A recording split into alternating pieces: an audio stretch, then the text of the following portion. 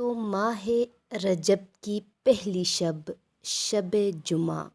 یعنی شب جمعے کو لیلۃ الرغائب کہتے ہیں۔ رسول پاک صلی اللہ علیہ وآلہ وسلم نے فرمایا، ماہ رجب کی پہلی شب جمعہ سے غافل نہ ہو، کیونکہ فرشتوں نے اس رات کا نام لیلۃ الرغائب رکھا ہے۔ سبحان اللہ۔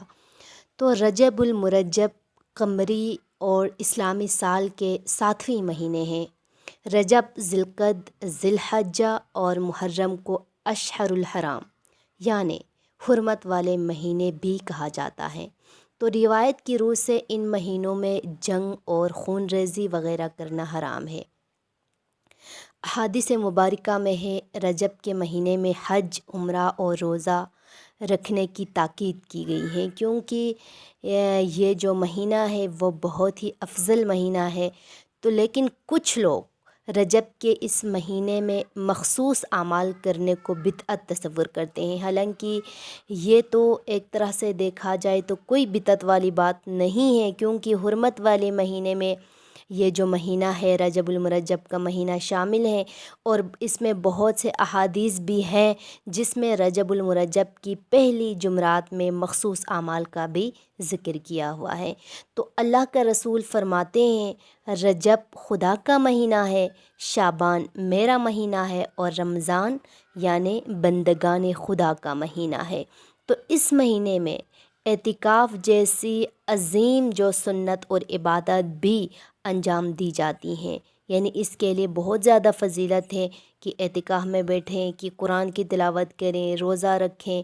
یعنی جتنا ہو سکے عمل عبادت کریں، کیونکہ یہ بہت زیادہ حرمت والا بہترین مہینہ ہے، جو کہ اسلامی عبادتوں میں کیا ہے، ایک نمایاں حیثیت رکھتی ہیں یہ چیزیں۔ تو اس مہینے میں واقع ہونے والے واقعات میں سب سے اہم واقعہ جو کہ پیغمبر اسلام کی بعثت ہے، جو کہ 27 رجب المرجب کو ہوا، اور اس مہینے کی جو 27ویں تاریخ کو یہ جو واقعہ پیش آیا۔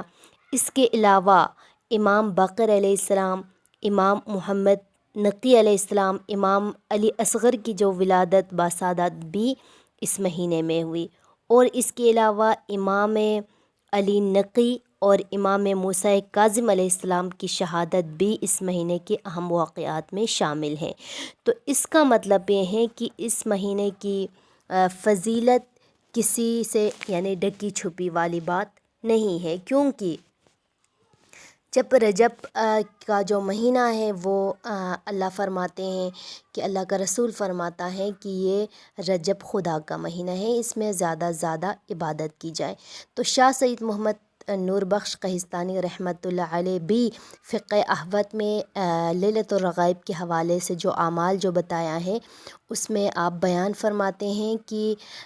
اور یہ جو احادیث ہیں وہ حدیث مبارکہ میں بھی رسول پاک صلی اللہ علیہ وسلم نے ارشاد فرمایا کہ اس رات کے اعمال کو اس کا کیفیت کے ساتھ بیان فرمایا کہ مہینے کی پہلی جمعرات کو روزہ رکھیں، اور جب شب جمعہ آ جائیں تو نماز مغرب اور عشاء کے درمیان 2 رکعت کر کے 12 رکعت نماز پڑھیں، اور ہر ایک میں رکعت میں سورہ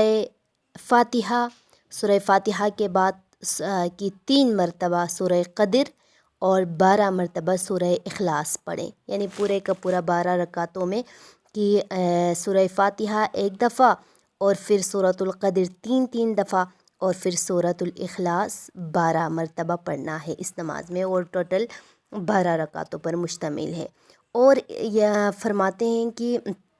نماز کے بعد 70 مرتبہ درود پڑھیں،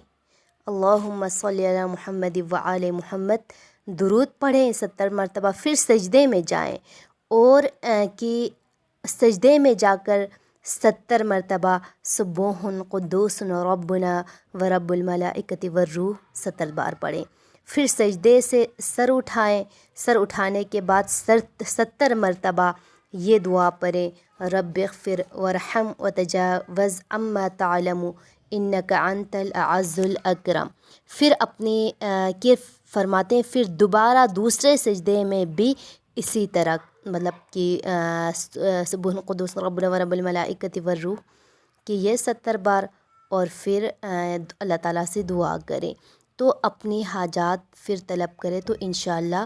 دعا پوری ہوگی۔ تو شاہ سید رحمۃ اللہ علیہ فرماتے ہیں کہ سب سے جو بہترین طریقہ ہے اس کا یہ ہے کہ جمعرات کو پھر روزہ رکھیں۔ کل جمعرات ہے تو جمعرات کو روزہ رکھنا ہے،